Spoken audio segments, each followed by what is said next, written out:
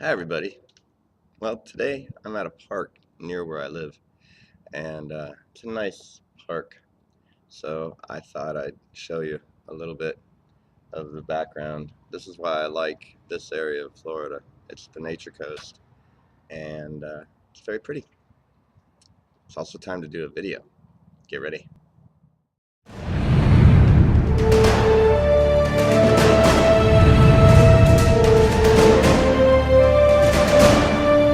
So today I'm going to talk about a post that was on Facebook recently. Somebody asked a question uh, in the light of the gospel. Uh, what about the devil?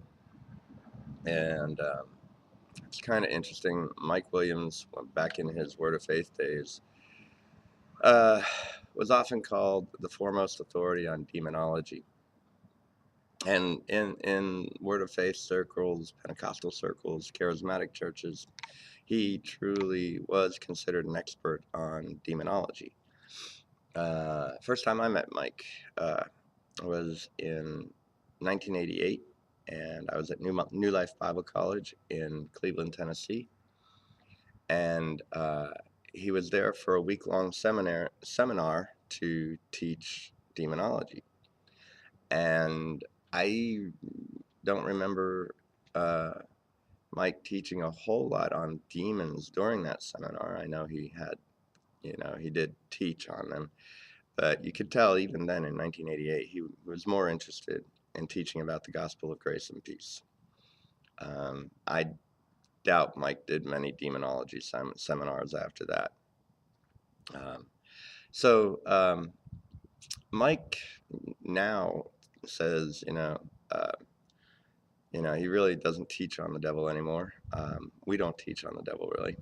Uh, really don't find a need to all that much really. Uh, and in Mike's words, he says, "I don't talk to the devil anymore, and he doesn't talk to me." And that's about how he feels about it. So he does address the devil briefly in his book, and I have to concur 100% with what he says. It makes a lot of sense. And here's the book, by the way, for those of you who are new. It's The Gospel According to Mike by Michael Williams. You can get it on Amazon, Barnes & Noble, or order it through any bookstore. And in the book, he talks about if there is a devil, the only thing he's interested in tempting you with is to challenge your identity. And he uses the two mm, most famous stories, I guess, in the Bible, the temptation of Adam and the temptation of Jesus, for very good reason. Because Jesus was the last Adam, and so he came to really undo and greater than undo what the first Adam did.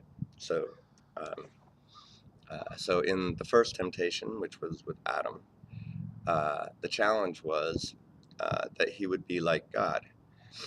Now, Genesis says that God made him in his likeness and in his image, so he was like God, and of course, um, walking with God like he did, God, I'm sure, told him that he made him in his image and likeness. So he knew he was like God, um, but the devil challenged him with it. And was that totally true? Was it 100% true?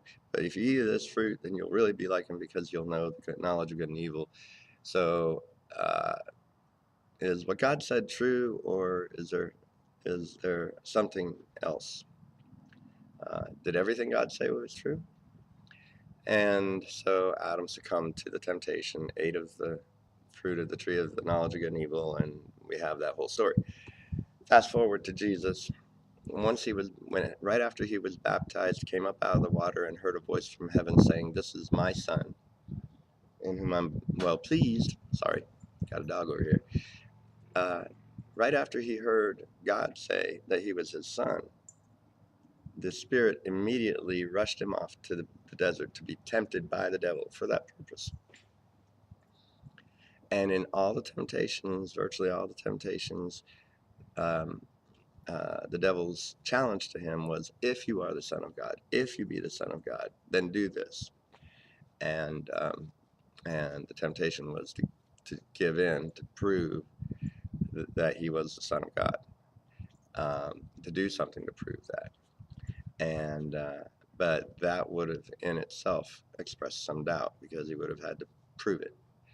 So, and of course, Jesus did not succumb to the challenge. And so Mike's making a very good point, where the devil's only challenge to you is really about your identity. Do you know who you really are? Do you believe what God says about you, that you are righteous and holy and his son and his equal? And another story in the New Testament also backs that up. There were these brothers, I think there were 7 of them, and they were sons of somebody.